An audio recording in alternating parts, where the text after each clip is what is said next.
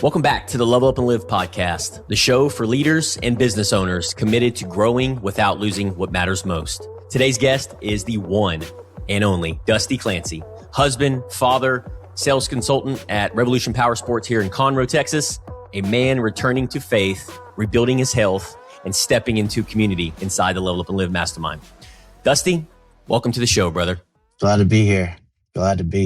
Absolutely, man. Well, let's start here. Who are you before this season of growth, this transformational journey, and who are you becoming today? Man, before I was just a regular Joe, dude, just living life, wasn't living right, paycheck to paycheck type of thing, not in faith, just kind of taking the blows as they were coming to me and couldn't really do anything.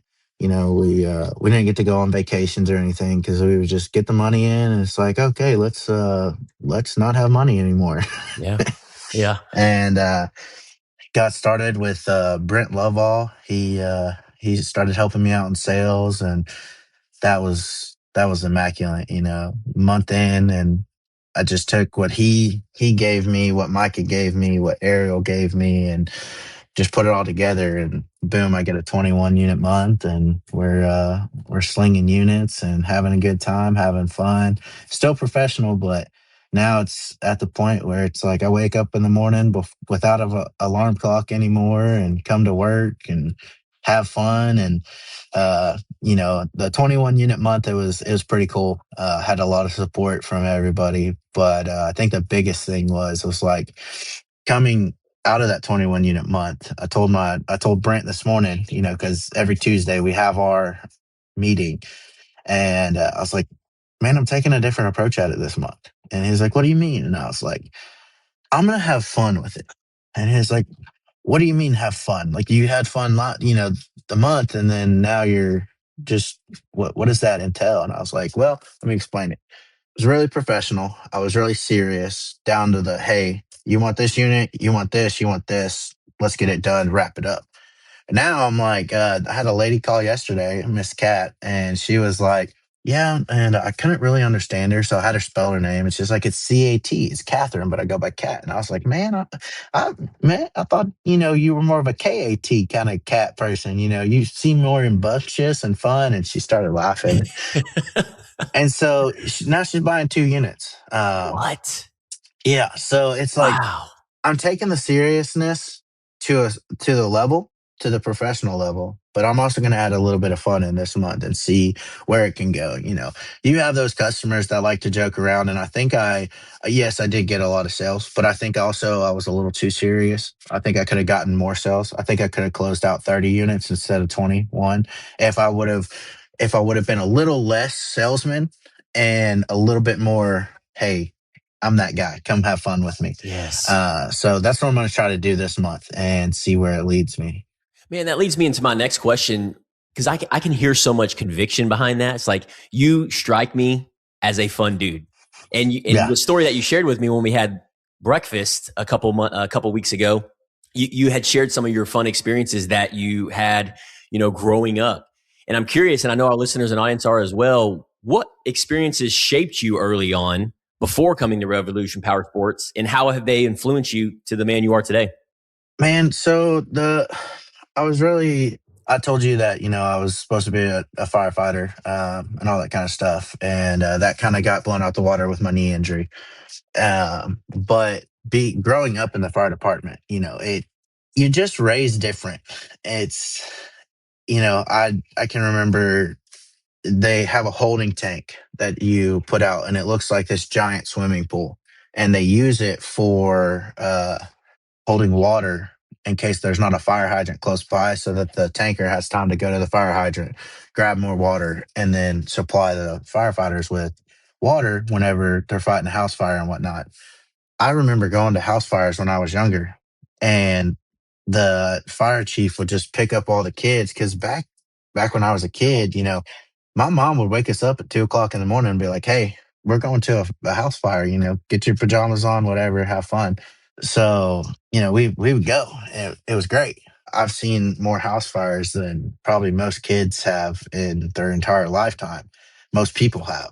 I also had the satisfaction of, and I say satisfaction, and I don't mean that by the satisfaction of somebody's house burning down. That's terrible. The adrenaline rush is what I'm going for. Yeah. The adrenaline rush of walking into a burning building and you just have clothes that protect you. It's it's such an adrenaline rush. And I mean, but back to what I was saying. So I remember as a kid, we would just the fire chief would just walk by us and throw us in this giant, holding tank. And, it's when you grow up that way, it's like everything's supposed to be fun. Everything's supposed to be happy go lucky, both parents, all that kind of stuff. My mom broke her back, and that made me grow up a little bit. My dad left.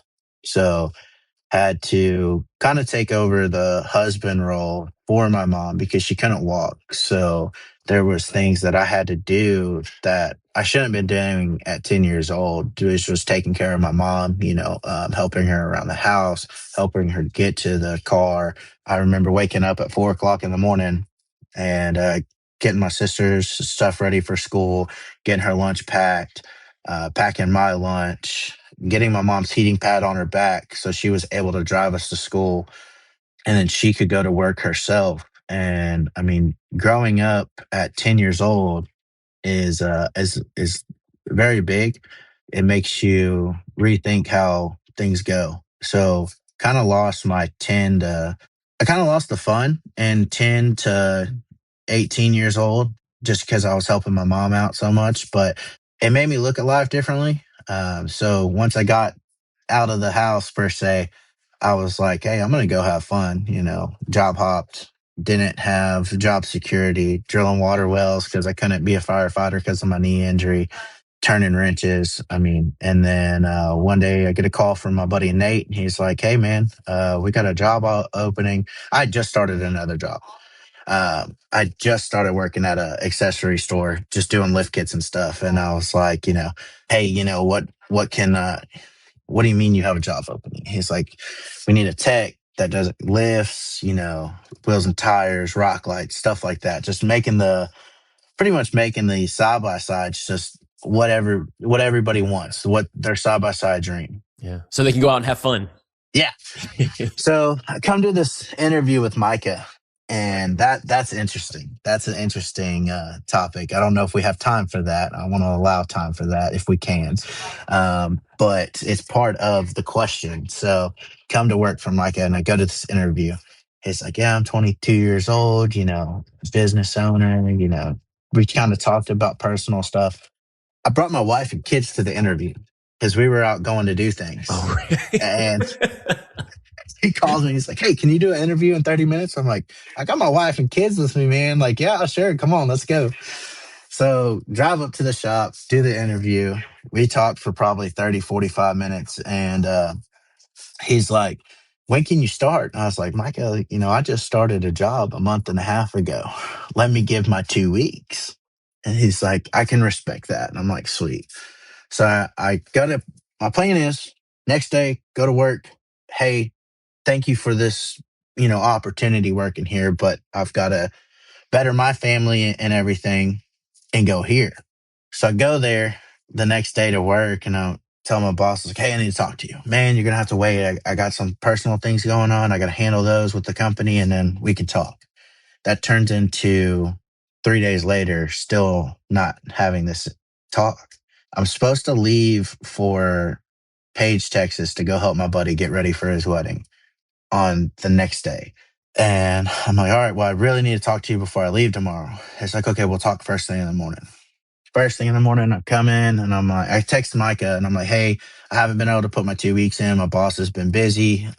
He's like, I completely understand. Take your time. Your job's here it's ready. When you're ready, sweet. Go in the next morning. My boss isn't there. I have to open it. And I text him like, hey, I need to talk to you today. Doesn't respond. Try to call him, doesn't respond. I'm sitting inside, setting up the computers and everything, setting up the work orders for that day, seeing what we have to do. And my coworker calls him and he answers instantly. And I looked over and I was like, tell him I need to talk to him. Like, I need him to come in today, give me 10 minutes of his time, and I'll talk to him. He says, well, his time isn't that important. I have other things to worry about. Like, all right. So I kind of gained my composure because customers walked in and talked to them, get them settled on what they needed. And I got to thinking about it. I called my wife. I'm like, babe, what do I do? Like, this job over here is the job that I've, there's just the vibe at Micah's shop is just what I want, what I've been looking for. I've never had really good leadership when it comes to bosses. It's Yes. always been a back and forth, argumentative type of deal. I don't want a boss that I argue with. I want a boss that whenever something goes wrong, we talk about it and we settle it, we squash it, and then we go back to having fun. That's right. Yep. And that's the vibe I got from Micah. And so I'm like, what do I do? It's just like, babe, just do what your heart says. Okay. So I get off the phone with her. I text my boss again. I'm like, hey, can we please talk? Opens my message, doesn't respond. So I walk out to the shop. I grab my bag of tools, put them in my truck. I walk to the clock out screen and I clock out, get in my truck, and I drive to Page, Texas. I'm in Page, Texas for a week. Tell Micah, hey, I'll start on the 18th of December. He's like, sounds good. See you on the 18th. So fast forward to the 18th, and Mike is going to find out this story whenever he watches this podcast. So he doesn't know that I actually didn't get to put my 2 weeks in. He just thought I did. Help my buddy get his stuff ready for his wedding. And we go, I come start on the 18th, and I told Mike in the interview, I said, hey, look, I've been turning wrenches for a while. I'd rather not do that. I'd rather be, a salesman. I've always wanted to be in sales. He doesn't say no. He just says, let's see where you can go. Perfect. Let's see where I can go. Start as a tech. I'm a tech for 3 months or a month, and then our lead tech leaves. So then I'm the only tech in the shop with two other guys. Oh, wow. And I know the most. So like I'm lead tech at this point. And then we get a new service manager, and he's like, hey, I really don't like being service manager. This is 3 months later. And he's like, I want to go into sales. So Micah pushes him up into sales because he was looking for a salesman. And I was like, man, dude, Micah, come on, man, let me go into sales. And he's like, I think you'd be better at the service manager position. Interesting. Okay. Yeah. So we go into service manager position. Total fail. Total fail. Right. Right person, wrong position type of thing. And I told Micah, I was like, look, I told Micah, I said, fire me. I'm not doing the job right, fire me. I'll go find another place. He's like, no, that's not how this is going to go. We're going to find the right place. Ariel was like, I want him in sales. I think, he has potential. Let me have him, give him 30 days. If he doesn't excel, we'll do something, we'll figure that out. Coming to sales, and it just took off from there. So I've had my bad months. I've had my bad months. I've only sold 6 or 7 a month, but then that was partially my fault because I got out. I got into my head about things, but with the right leadership, I got back into it. Man, what a beautiful story, man. That it just really goes to show, man. There's a lot to unpack there. And one of the things that I had pulled away is your resilience. You're leaning in. And that was the first thing when you were sharing your story about leadership. It's like, man, you've been through the ups and the downs of leadership, and 100%. You've really learned along the way. It's like, well, who you've wanted to become as a man, as a leader, as a father, as a husband, as a sales professional. It's like, right. I like that, but I don't like that. And it's molded who you are today. And I think what I have learned is the more value that you provide your marketplace, your customers, your team, and leaning in with your leadership, because you may not see eye to eye on everything, and that's okay. But as long as you approach it with kindness, humility, and love, and bring your perspective to the table, to me, that's what makes a good unit. That's what makes a good team, to really have an enduring month, an enduring year, and ultimately, hit your mission, hit your goal on what you're trying to do at Revolution Power Sports. Now, you've been there for 2 years, correct, in sales? In 9 days, I'll be there. Well, so in 9 days, I'll be at the company for 2 years. I've been in sales for a year, and actually, I came into sales on November 18th. So okay, Been in here a year and 9 days. Okay. So So what would you say for our, because there, everybody listening to this, we're all in sales in one shape, some shape or form. We are in sales, marketing, advertising. We're selling ourselves as brands. What would you say the biggest lesson for you in the sales world has taught you? the biggest lesson that I've learned in sales is probably confidence. Confidence is 100% key. And how do you gain confidence? How would one gain confidence? Like can you just have it, snap of a finger, or how did you gain No, confidence? so I gained confidence so when I first started as a service manager, I was still living paycheck to paycheck. And I told Micah that. I was like, man, look, I got to do something different. I got to earn more money. He's like, dude, you're making good money. What do you mean you need to earn more money? And I'm like, dude, I'm at the bottom of the river, just getting tumbled, bouncing off rocks, bouncing off logs. Like I'm running into alligators, getting my foot chomped on a little bit. Like I was like, I can't get out of this. I can't. I'm surfacing for just a little bit to take a breath, and I'm going back down. Like I can't get You're up. talking about me right now, brother. That's me, right? Yeah. Yeah. I'm trying to get up on this float and just sit, Oh, and enjoy the float. I'm trying to float the river, not underbody the river. amen. And he said, well, let's start with faith and let's start with your finance. Wow. I said, do Powerful. what? I said, do what? And he was like, let's start with faith and finance. And I was like, okay, let's switch it. Let's start with finance and then faith. And he was like, no, man, let's start with faith. And he really pushed the faith. He really did. And I never really just got into it. And, I had a bad thing with my church that I went to, and it kind of, it kind of pushed me away. And I was like, I'm not, my God, I respect your opinion on the faith part, but right now I'm not looking for faith. I'm just looking for, freedom basically, and finance. He's like, okay. So he puts me into Dave Ramsey. Find out I'm like $100,000 in debt, just a couple thousand short of $100,000. It's like, dude, the way that you tackle this is you do the pyramid scheme. And this is what Dave is teaching me. He's like, you start with the smallest debt and you just snowball effect it all the way up. And I was like, I like a challenge. I like to be challenged. And I told Mike, I was like, I'm not starting with the little debt. And he was like, what? And I was like, I'm not starting with the little debt. And he's like, what do you mean? I said, I'm going to start with the biggest debt I have. And I'm going to knock that out. And I'm going to take the money I was spending on that and knock the next biggest one out. And I'm going to snowball backwards. Because that's not what he taught you. And I was like, it's going to work. Projected to get out of debt doing it the way, starting with your smallest one, with how much I was in debt, was about 3 years, because the little ones were like $100 here, 500 here, 1,000 here, 1,300 here, 1,500 here, just little things. So you pay off these little debts and then you get to the big ones, and then you're just paying them off $500 at a time. And I'm like, I don't want to do that. I don't want that 3 years. I want a challenge. So Micah was like, you do what you think is going to help you. I'll support you. So I jumped into it head first, hit the water, started swimming. So I'm already in the water. So I just kind of jumped out for a second, caught a big old breath, and I jumped right back in, go down to the bottom of the river. And now I'm dodging obstacles.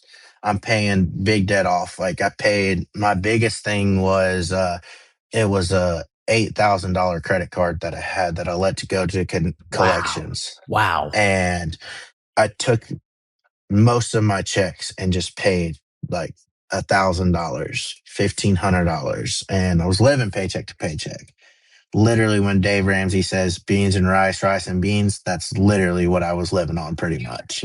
Thankfully, my mother was like, hey, I'll buy groceries. I see what you're doing. Take care of that. Don't pay me rent right now. Just do what you got to do. Okay, got it.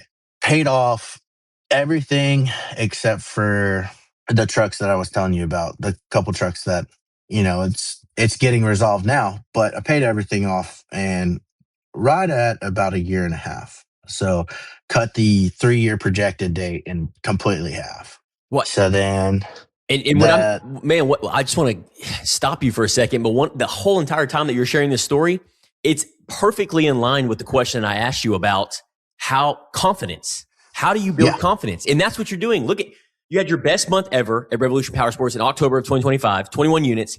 Now you're paying off debt. You're challenging yourself. You're overcoming these obstacles, and you're creating. What I'm hearing you say is, it's not, confidence isn't just built overnight or No. or a week or a month. You are stacking that over time. Yeah.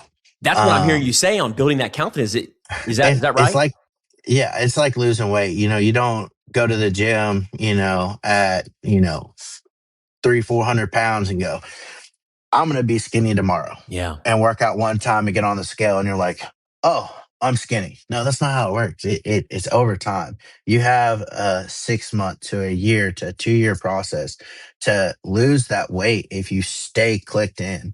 And if you don't, you're going to have the ups where you get back into debt a little bit. I've done it. I had to take a couple loans out to get my wife a new car. I got back into debt, but I used the tools that I have now, and the confidence key, that's where my confidence came from. It's like I had to take out these 2 loans to get her a new car because her car was failing.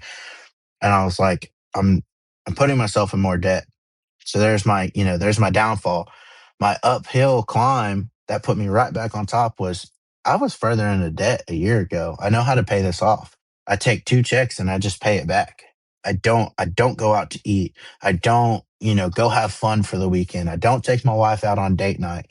If we want to do date night, let's get a blanket, let's get a picnic basket, let's go sit in the pasture and or in the bed of the truck and just have a cheap date night on the house. You don't have to spend money to take your wife out, so it's sacrifice a little here, sacrifice a little there, but in the end it builds to things. And then I think the biggest thing of confidence was, my first level up and live meeting, my first mastermind meeting. It was 7 weeks ago now. The first thing that I heard was this method is, 3, 2, 1, put your phone down, give your spouse your undivided attention. And I was like, there's no way that works. Like, there's no way that's gonna, help our situation, our relationship. And so I didn't do it for a couple of days. And then, I was like, you know what? I'm gonna try it. So I got off work, got to the house, kids, daddy's home, they're all excited. And I'm like, I have both phones in my hand and I'm just kind of going at it. And I'm like, I should be more excited that my kids are excited that I'm home. And so I go do my nightly routine, take off, my watches, my hat, put my keys in my hat so I don't forget anything. I forget if I don't put it in my hat, I'm gonna forget it. My hat goes upside down, AirPods, watch, Wow. keys, That's awesome. wallet. That's smart. And then in the morning, it's right there. I'm like, okay, I have everything. I don't have that feeling of forgetness. But what I was getting at is I try this 3, 2, 1 method. I'm like 3, 2, 1, phones down, and I'm sitting there. My son, my daughter, they come jump on me. We're chilling. We're just spending time together. We're not watching TV. We're not doing anything. They're just sitting on me. And then they're like, Dad, will you read a book with me? Absolutely. So they both go grab a book and I read them a book. Meanwhile, my wife's sitting over there on her phone. And I just get up and I said, hey, my phones are on the counter. Let's spend some time together. We talked for 2 hours. Wow. Let's go.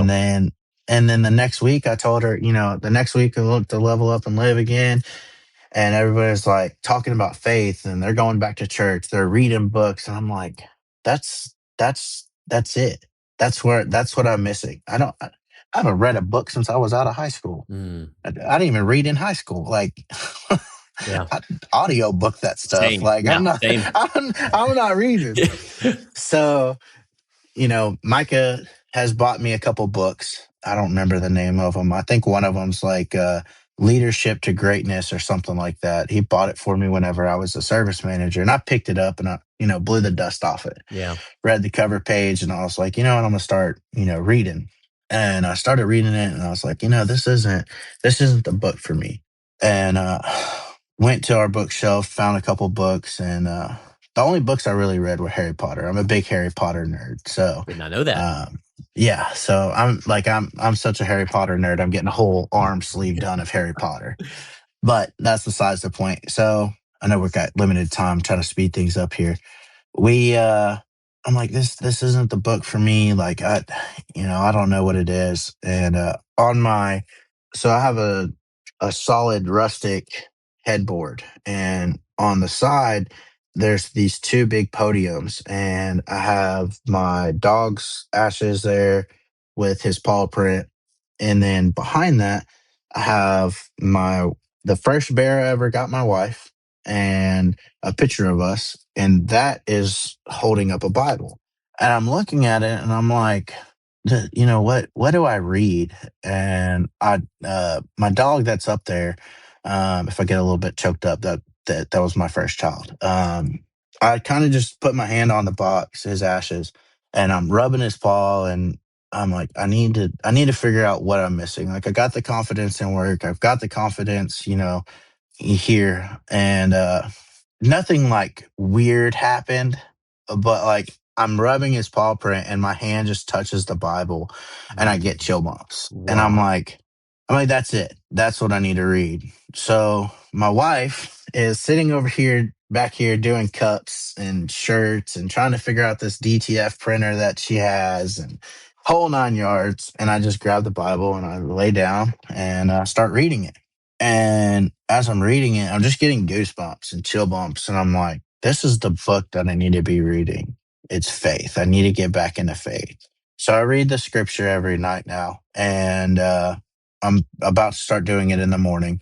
And then the next week, go to Level Up and Live. And I'm like, hey guys, this is what I need. And oddly enough, Lawrence and Michael Faust are talking about how they sat their wives down and said, hey, we're getting back into church.